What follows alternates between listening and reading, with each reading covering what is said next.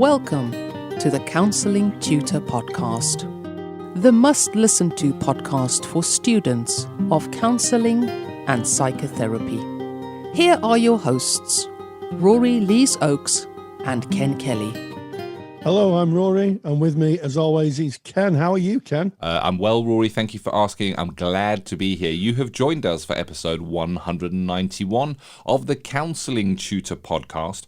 Three topics we're going to be looking at today, starting off with our student check-in, where we look at something that a student will come across in the path of their studies, and we're going to be speaking about the dreaded, placement interview questions. So stand by for that one. Then we go into our final installment of Digital Counselling Revolution. It's going to be the last one, and today we're looking at online supervision training, and then we're going to be ending episode 191 with practice matters, where we're going to be hearing from Emma Chapman on life transitions from a recent lecture she did for the CPD library. But starting us off, student check-in, those placement interview questions. I think, Rory, if I'm not mistaken, lots of chatter about that right now in real time on Facebook, because I guess students are planning to go into placements. Absolutely, Ken. And if you don't know where our Facebook page is, go into Facebook, type in Counselling Tutor. We're a closed group, but knock on the door. We're a friendly bunch. We're going to let you in, and you can join thousands and thousands and thousands and thousands of like-minded people, some who are supervisors, qualified practitioners, students, supervisors, all talking about the wonderful, rich world of counselling and psychotherapy. So come on in and join us. We want you to join us and join the conversation. And you're absolutely right, Ken. It's about this time of year where students are looking for placements, and we're getting lots of questions asked about what sort of questions do placements ask. And I think it's an interesting thing to ask, because placements they are looking for specific things in a novice therapist, in a trainee therapist. And I caught a blog post the other day where someone went for an interview for a bereavement charity, and by their own admission, they hadn't prepared very well, and they didn't get the placement. So the first thing I would observe is, if you're going to a placement that does specific counselling, so shall we say counselling such as maybe bereavement or the LGBTQI community, then it's very, very possible you will get asked specific questions around that. I did a small amount of work at a hospice many years ago, and the questions that I were asked were about cancer, understanding the processes of loss through cancer, the mechanisms and the sort of treatments that people go through, the impact on relatives and loved ones, and fortunately or unfortunately, as the case may be, I have lost people to cancer, so I was able to give quite detailed answers to those questions, and I was offered a placement to work as in bereavements. So the first thing to do is, I think, Ken, is know your agency. If you're going for an agency, do some research and find out what they're counselling for. Are they a specialist agency? Yep. where they specialise, or are they general practice? I like that. It's your preparation work.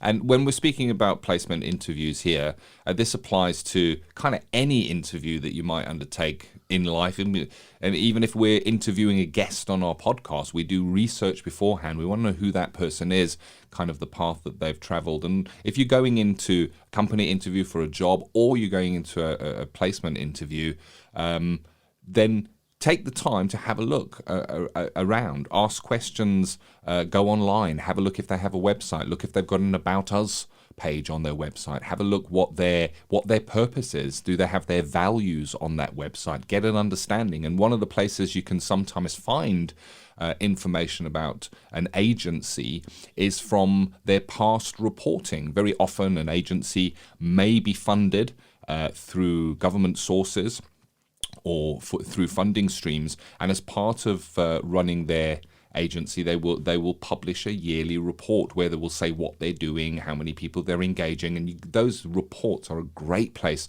to gather a little bit of background information to show that you have prepared and done due diligence. And Rory, you were speaking about working in a specific agency that maybe has a specialist presentation, when they're asking you about what your experience is with that presentation or your understanding of that specific presentation, the agency are not going to expect that you know everything about it, but they are going to expect that you've had a think about it and recognize that that's kind of their primary audience or their primary people that they work with, and expect that you may be able to talk about that. And at the end of the day, the agency is just looking that you will be a good fit for them, that they will be a good fit for you, and that you are competent and, I guess, focused on making a difference within their agency for their client group. Yeah, absolutely, Ken. So they're looking for people who have an understanding of confidentiality and the nuances of confidentiality. They're looking for people, and this is something I think that probably wasn't as prevalent when I was training, and maybe even when you were training, Ken, who understand what the counselling is for. In other words, we use the bereavement charity. Bereavement charities are funded for bereavement. They're not funded for any other kind of work.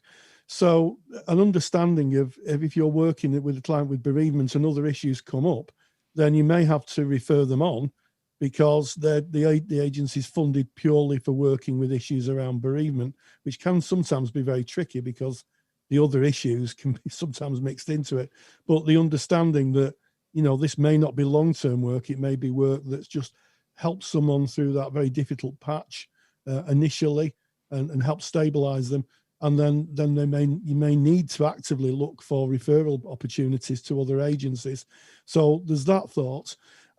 Also something about working in teams. You don't work in isolation. Even as an independent practitioner, you have a network of people that you sometimes have to refer to. You may have to make a referral, may have to take clinical advice from colleagues, specialist colleagues in some areas. And I think finally, a maturity in understanding that you are now working face to face with the general public. I've interviewed quite a few students who wanted to work for an agency. I used to help run an agency many years ago. And I was struck that some people had a very mature and very realistic view of working in an agency, and some didn't. And I think a mature attitude to working in what is effectively a job. It's a job role you're going for, even though it's unpaid. Yeah, very much so. And I think you've guided us into some very interesting areas there, Rory. And the whole thing is they're not trying to catch you out. They're just trying to learn about you to check that fit is there. And I don't really believe that you can SWOT for one of these interviews. You can't think, well, if they ask me this, then I'm going to say this. And if they answer me that, then I'm going to say this.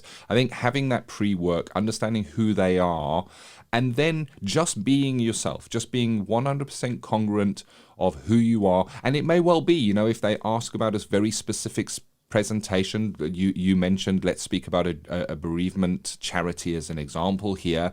You may be able to suggest that you've had some personal experience with that, but you're not practiced in that because it's not what you're studying in your college, and you would love CPD on that topic. It's okay. You don't have to know everything. Just be really, truly yourself. They may ask you about the modality that you are studying and how you think that may fit with the presentations that they work with. They may ask you a question around ethics. Ethics are important. They may kind of throw out a question to see how you might react within a certain ethical situation. What would you do if a client contacted you through Facebook? Might be a question.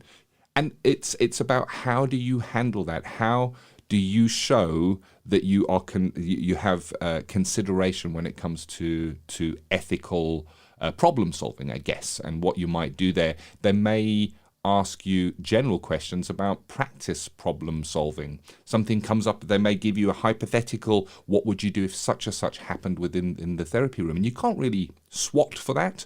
It's about taking a pause, having a think about that, and then giving an informed answer. And then they may ask you about your personal development outside of your formal studies. So if it is a bereavement charity, have you done any looking around about bereavement? Have you made an attempt to do any continuing professional development outside of your studies? They may be looking at how you develop yourself. What is your self-care regime? What is your support structure like, specifically if you're dealing with difficult situations? Of course, bereavement, one of those, where you may be dealing with a lot of sadness within your therapy room. They may ask you about your supervisor. Yeah, indeed, Ken. And one of the questions they may ask you, which Ken and myself would never have been asked, is, have you any online experience? Because we are living in an online world.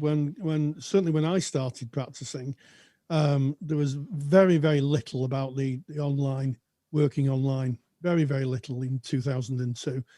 And I think when Ken was practicing, it was an emerging profession, and now it's very much in the mainstream.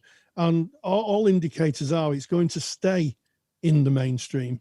And there's lots of practitioners and agencies may offer a mixed economy, because one of the things the research is throwing up is that disadvantaged and disenfranchised groups, maybe people who live a long way away in rural areas, may benefit from online therapy.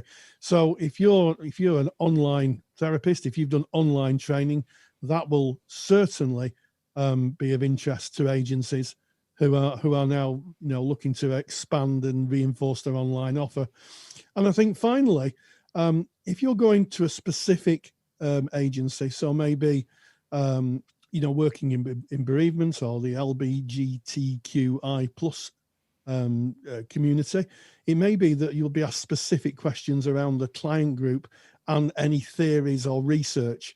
So that is an area that you can look up. I mean, in terms of bereavement, you may just be asked the Kubler-Ross model of bereavement and what that might look like. So you're going to have to be thoughtful. You're going to go to an agency that specializes in assisting clients and the general public in a specific area of distress.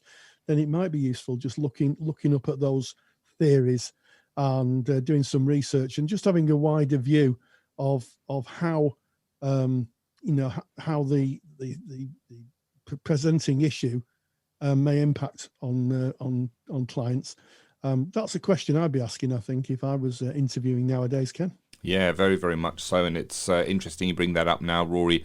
Part of my role within Counselling Tutor is I deal a lot, almost on a daily basis. I'm speaking with different agencies because we hold licenses for our CPD library that agencies kind of take advantages of that. And one of the questions I'm always asking is how their agency was affected with the lockdown and how they coped with that. How they were able to continue to serve their client base. And so often I'm hearing that they turn to online and telephone to be able to deliver that. And my question after that is, will you continue to deliver the blended service after lockdown ends? And I'm getting an overwhelming yes. I don't think I've met with one that has said that they would not do that, because they've kind of opened the doorway to that. So I think a really good point there, Rory. I know that online work has been brought into mainstream studies in counselling training as well. So we're going to see much, much more of that. And as we leave this topic of placement interviews and what you may be asked, again, the whole point here is they're not trying to catch you out. They just want to know who you are. Just be 100% yourself, be congruent. And if they ask you something and you don't know the answer to it, it's all right to say, you know what, I actually really don't know that. And it's okay. Don't guess. Don't get it wrong. Rather say you don't know. There is no shame in not knowing something. It is 100% okay. Rory's created a super duper handout. It's called Questions at a Placement Interview. It's free of charge. You can get that by going to our website. It's counsellingtutor.com. click on the podcast tab. You'll find that just at the top menu. You're looking for episode 191. That's today's episode. Right there in that page, you can download the questions at a placement interview handout. And Rory's taken some time to kind of overview the general topic, but also he's put in couple of questions around ethics, couple of questions around practice problem solving, and some questions around personal development and self-care, questions that have come up from previous conversations with students that have been asked at placement. So that may be helpful for you. Where do you get it? CounsellingTutor.com, podcast tab, episode 191, right there, free download. That was our student check-in.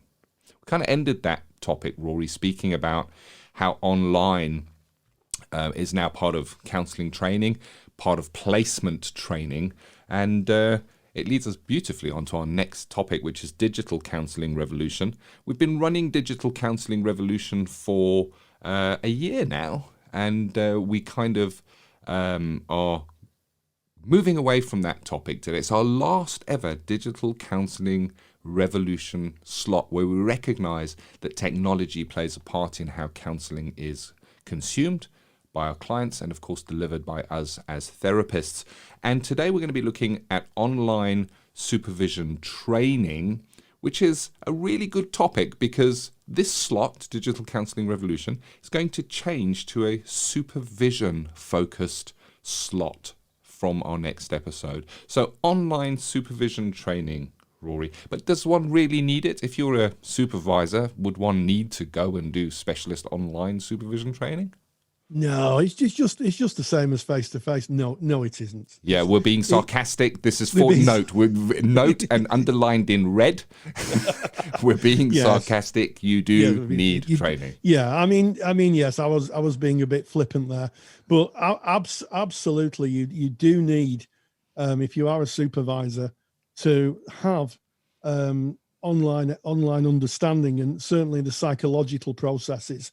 And I supervise, and I supervise.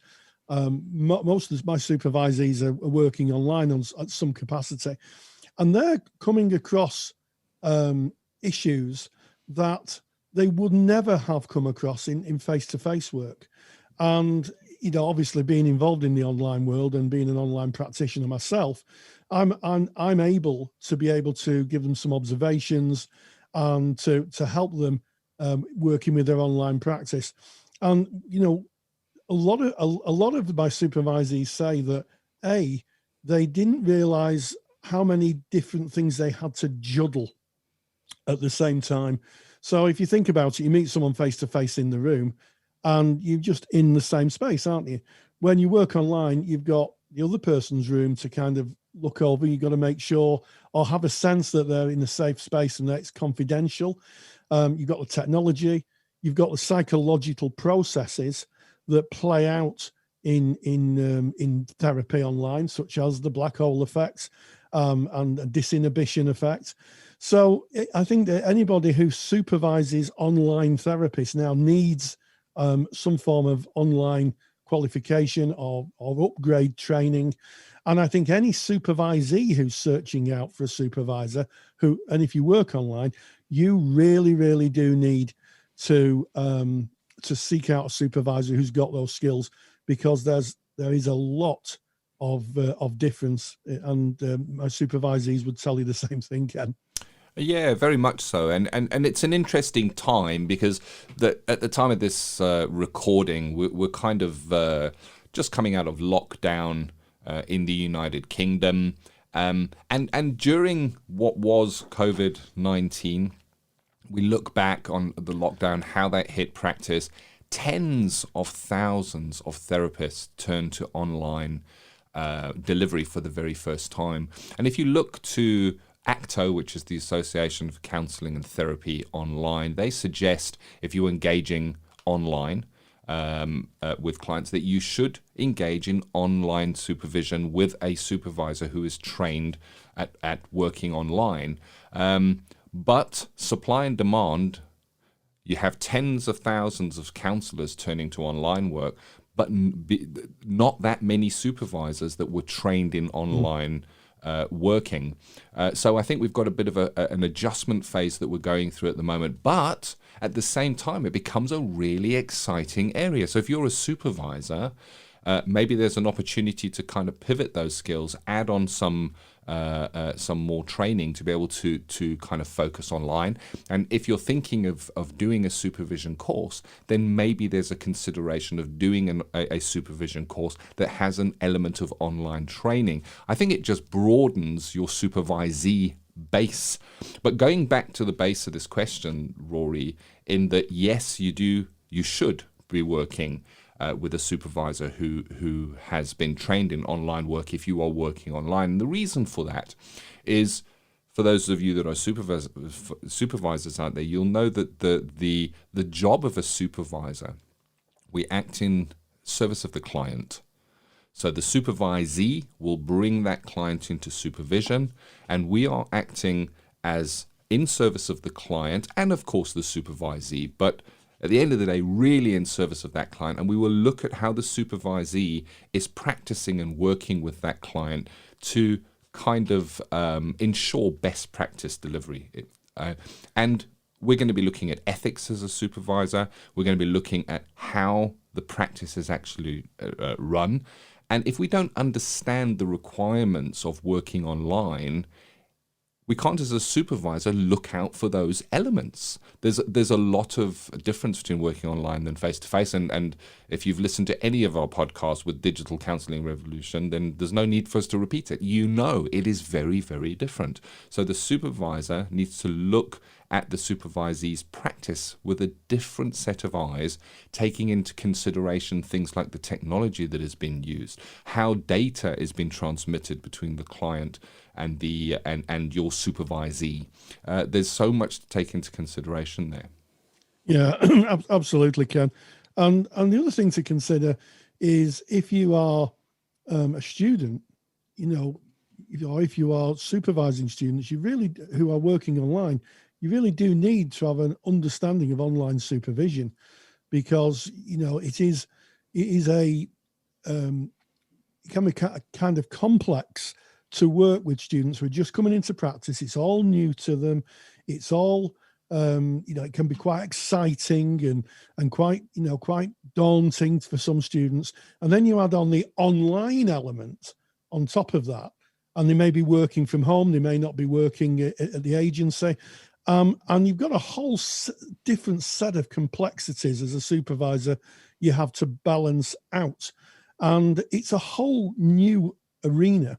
You cannot, in my view, you cannot supervise a student unless you've got a really good working knowledge of the online world, because there's lots of areas that could go wrong. What happens, for instance, if you're working with a client and all of a sudden they become unwell in the room? Your student's working with someone, they become unwell, they collapse. The student would walk out of the room, go to a colleague, maybe call an ambulance, get some help. What happens if that client is 20 miles away online and they're in a video feed and that happens? So you, as a supervisor, certainly for novice therapists, you've really got to be, I'll use a football analogy, on the ball. You've really got to be on point with this, because there's so many different complexities. And I would say that agencies, we talked about questions asked, agencies ask questions.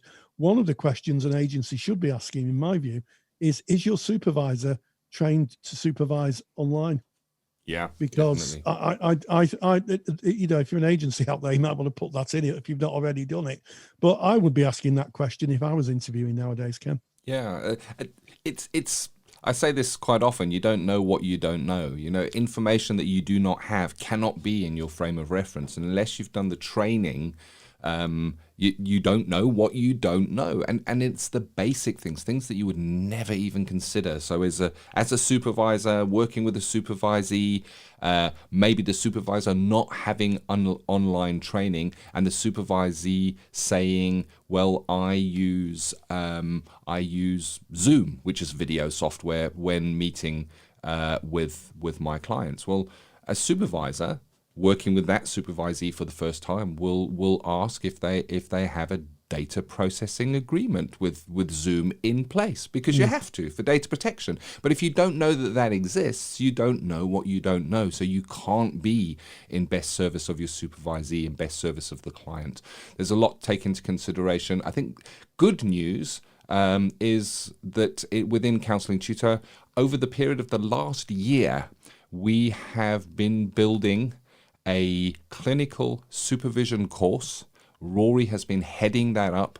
It's literally hundreds and hundreds of hours that have gone into creating that course. It's still, as we put this out live, it's still in its final stages, but we will be launching that soon. It will be a clinical supervision course, level 6 certificate, that will include online working, and it will have a focus online, so ideal for supervisors that are looking to pivot and get the additional layered skills in, and also ideal if you're looking to train as a supervisor from scratch and you want to have those online focus on the online aspect as well. And you can get more information on our upcoming clinical supervision level 6 certificate by going to counsellingtutor.com.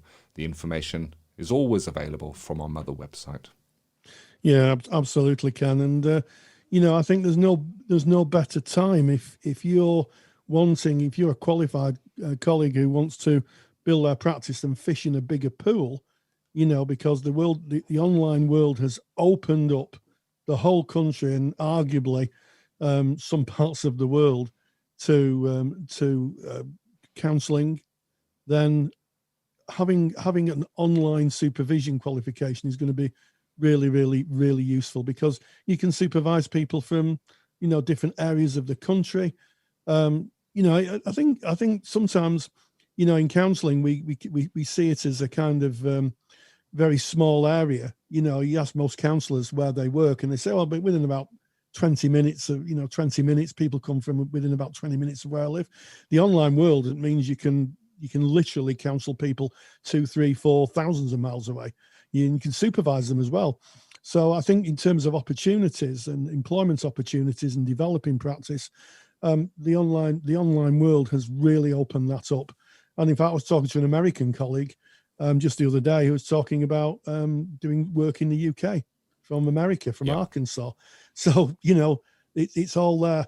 So, yeah, if you are thinking of training as a supervisor, or if you are a supervisor and you think I could really do with just upping my skill set, then I built this supervision course. I've put everything, all my knowledge, all my research skills, and all my presentation skills into it. And I think it's going to be a really useful addition to people's professional development, and also help them develop their practices. Yes, and that course has been mapped to the BACP recommended competences for supervision, NCS recommended competences for supervision, and the Association for Counselling and Therapy Online, or ACTO, competences for supervision. More information, counsellingtutor.com. So there you have it. That was our last Digital Counselling Revolution. We now move into Practice Matters, and today we're going to be hearing from Emma Chapman, who is a regular at Counselling Tutor.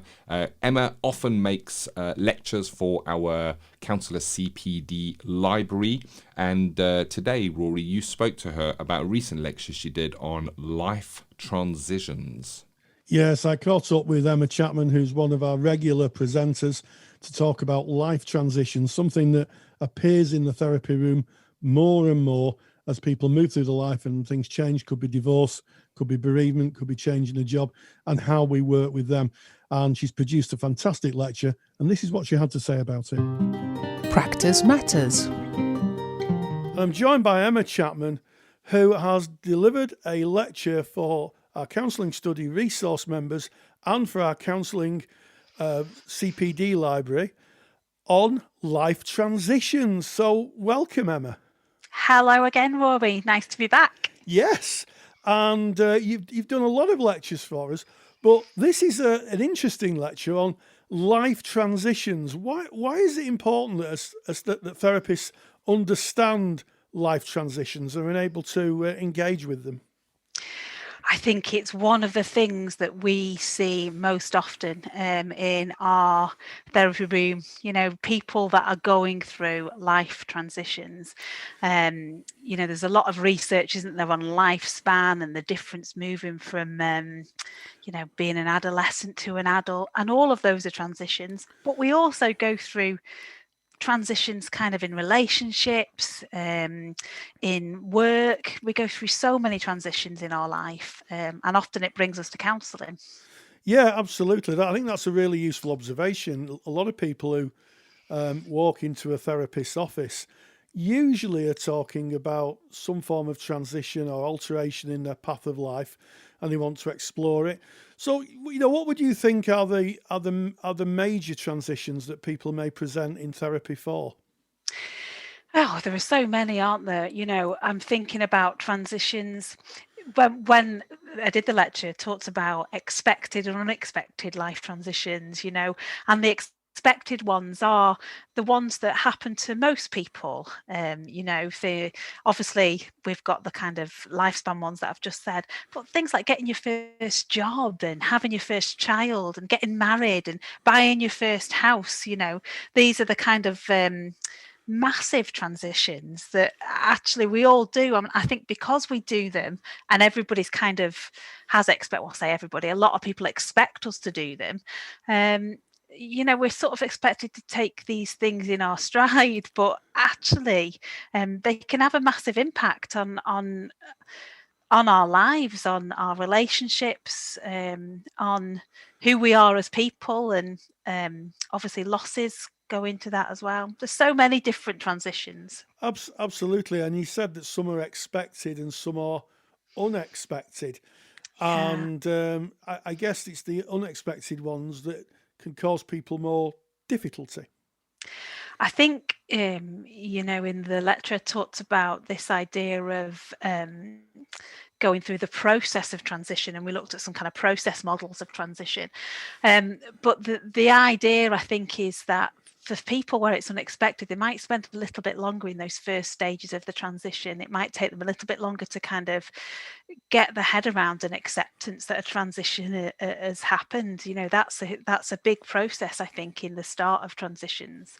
And I also think the other thing about those unexpected transitions are other people don't always know how to deal with it. I think that can make it harder for us to kind of move through transitions when other people don't know. It's the classic thing, isn't it, of somebody losing somebody young, somebody losing a child. Lots of people don't know how to talk about it. It's really difficult. Yeah, and I guess things like separations where sometimes, friends take sides. They're either one camp or the other, Yeah. and that, I guess that can be difficult. What about transitions where someone may kind of come to realise that the sexuality that they have or they've appeared to be isn't actually who they are? It's a huge transition, isn't it? And I think what comes across in the lecture is it's not always about the event itself. We focus, I think, as a society on the event itself because that's what's observable. That's what's out there. And the event in that case would be somebody maybe making a transition with their sexuality, changing gender. But actually, what counsellors need to know is it's not necessarily about that. It's about the impact it has on the person, and that's what I talk about in the lecture. This idea that as counsellors, we need to not make any assumptions about the impact this is going to have on our client, and we need to listen. We need to be there. Yes. We need to be thinking about, for somebody that transition might come as a huge relief, and that's not to say there aren't going to be massive obstacles to overcome there, but for other people, it mightn't be a relief. It might be really a very difficult thing to come to terms with, so again, the impact can be really different for different people, and I think one of the things we need to do as counsellors is let go of those assumptions, particularly of those things we think we know, like becoming a mother. Everybody thinks they know that's going to be wonderful and magical, and I work with a lot of mothers, and experiences don't tend to always reflect that, so it's about understanding people's experiences and the impact. Absolutely. And I think that sometimes, and I don't know if this has been your experience in practice, but sometimes clients can come to us with maybe one issue, but we can get our kind of therapeutic spider sense can pick up that actually there might be something going on. I don't know if you've ever experienced that. If that happens as a therapist, you're listening to the client and you're thinking, I'm sure there's something more to it. How would you work with that, I wonder, Emma? Oh, that's thanks for dropping me in that one, Rory. No problem. It's a tricky one, isn't it? But I think it's really about that congruency, as person-centered therapist myself, that's predominantly the way that I work. That congruency, that bringing that into the room, that kind of, I get a sense of there's something else going on here. You don't always have to name it. You can give it back to them and see if they come back with it. But I think, I'm thinking about in particular working with women, who have become mothers.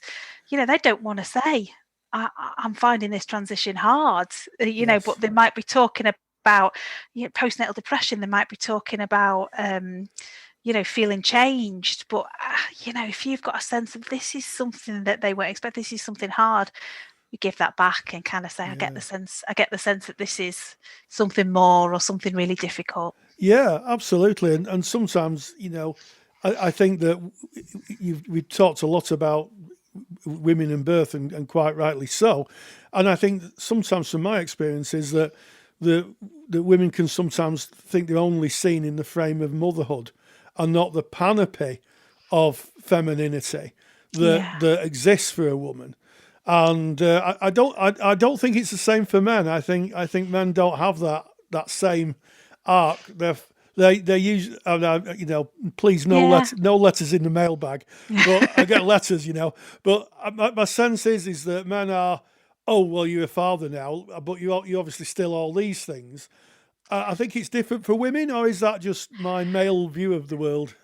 No, I think that that's the experience of a lot of people. It's very different for men, and I think it comes down to, if we're talking about this as a transition, the impact that transition of becoming a mother is influenced by the expectations and the predominant narratives we have of motherhood, and that is being a mum should be your main priority when you become a mom. It should kind of almost, we're talking about that balancing of different selves. It should almost become who you are. Whereas a dad generally still gets to go out to work, and still gets to kind of keep that part of their identity. Yes. And I think that's why maybe when we're talking about the impact of becoming a parent, it often has a bigger impact, that transition on women, on mothers. Yeah, I absolutely. And I think that's something that needs to be looked at.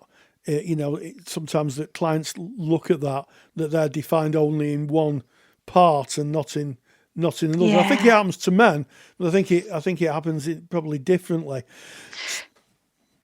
Sorry, I was just going to say, it reminds me of retirement. Talking about transitions, I find often men find retirement harder because their identity is so consumed with working. Often, yes. Does that make sense? Yes, or redundancy, or something like that, where people see them. When you talk to people, you hear them say, who are you? And they tell you who they are in terms of their work. I am name the work, as opposed to, well, actually, that's what you do for a living. Yes. But who are you? Who are you? Yeah. Absolutely. Yeah. That's a really good way, isn't it, of trying to understand how people understand themselves and their identity. Yeah. Yeah. And maybe people don't know. So thank you so much, Emma, for joining us. What do you hope that people will take away from the lecture? I'm hoping that people are going to, again, come away with an understanding that a transition isn't just an event. It very much is about the impact, and that we shouldn't really, or we will have assumptions about the way transitions will impact people. But as counsellor, we've really got to put those assumptions to one side and hopefully understand the way that transitions might play out with our clients, and that we might need to be patient with them and not rush them, really. Such an important topic, and it's a really great lecture. I've seen the lecture, it's really great. So, Emma Chapman, thank you so much for joining us. Thank you as always to Emma Chapman. We all love Emma, a regular here on Counselling Tutor. Great info there on life transitions. And if that piqued your interest and you thought, wow, that's interesting stuff, you can listen to Emma's complete lecture in the Counsellor CPD library. If you're already a member, just log in and that lecture is there for you. If you haven't joined the Counsellor CPD library, you don't know what it is. It is absolutely jam-packed with hundreds of hours of academically robust lectures for you to develop your practice as a counsellor, and you can get more information by going to counsellingtutor.com. All the information right there on the homepage. Yeah, and what an interesting podcast it's been, Ken. We started off with placement counsellor interview questions, a perennial favourite of this time of year where we've recorded it.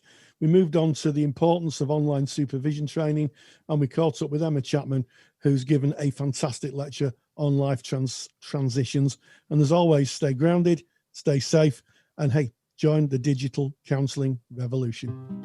If you're a qualified counsellor or psychotherapist, then why not check out the Counsellor CPD Library? Stay current with your CPD requirements with over 150 hours of academically rigorous, on-demand lectures you can stream to your device. Joining Counsellor CPD will expand your skill set to create a more specialised, highly rewarding practice. For more information on the Counsellor CPD Library, visit counsellingtutor.com. Thank you for listening to the Counselling Tutor Podcast.